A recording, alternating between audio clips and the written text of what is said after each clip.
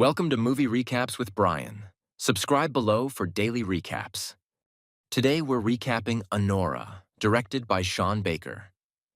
Anora Ani Mikiva, played by Mikey Madison, a 23-year-old stripper in Brighton Beach, Brooklyn, lives a hand-to-mouth existence in a cramped apartment, hustling nightly for tips in a strip club catering to the local Russian-speaking community. She's tough and street-smart, masking her vulnerability with sharp humor and a survivalist's instinct.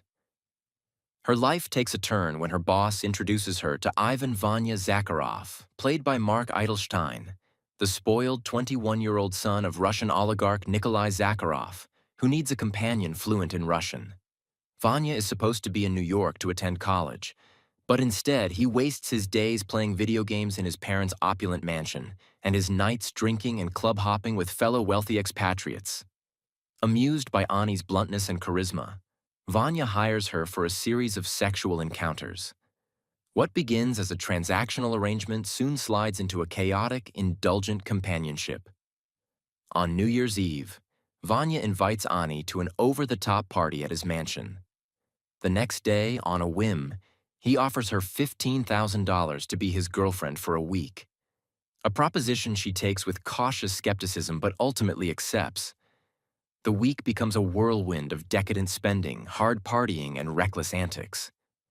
They gamble in Las Vegas, pop champagne in private suites, and bask in the thrill of their unlikely pairing. In the midst of their bender, Vanya confides that his parents expect him to return to Russia to join the family business, a fate he deeply resents. In a haze of rebellion and perceived romance, he suggests they marry so he can remain in America. Ani hesitates, sensing the impulsiveness, but his insistence and her own yearning for escape from her precarious life push her to say yes. They elope in a tacky Vegas wedding chapel. Back in Brooklyn, Ani resigns from her job, proudly wearing her oversized diamond ring and a new fur coat as she moves into Vanya's mansion. But the fairy tale unravels quickly. News of the marriage reaches Russia, prompting Vanya's formidable mother, Galina, to dispatch his godfather, Toros, and his henchmen, Garnik and Igor, played by Yura Borisov, to handle the situation before she and Nikolai arrive. When the men arrive, they treat Ani with open contempt, calling her a prostitute and accusing her of marrying for a green card. The verbal assault escalates into a physical altercation in which Ani fights fiercely before being overpowered. Toros arrives and coldly informs her that everything, house, money, lifestyle, belongs to Vanya's parents. He takes her ring, gags her, and offers her $10,000 to sign annulment papers. Ani refuses, claiming she and Vanya are truly in love, but reluctantly agrees to help them track him down. Their search drags them through Brooklyn's Russian nightlife. Ani learns Vanya is at her old strip club, drunk and being fawned over by Diamond, a rival dancer. The confrontation that follows is messy and humiliating. Vanya is too intoxicated to be reasoned with, forcing the group to camp out until the courthouse opens. But the annulment is thrown out. Nevada's marriage laws make it more complicated.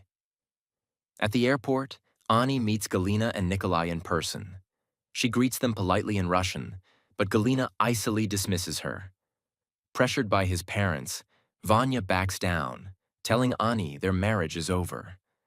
Galina whisks everyone onto a plane to Las Vegas, where Ani learns she could be entitled to a divorce settlement if only she refuses to annul.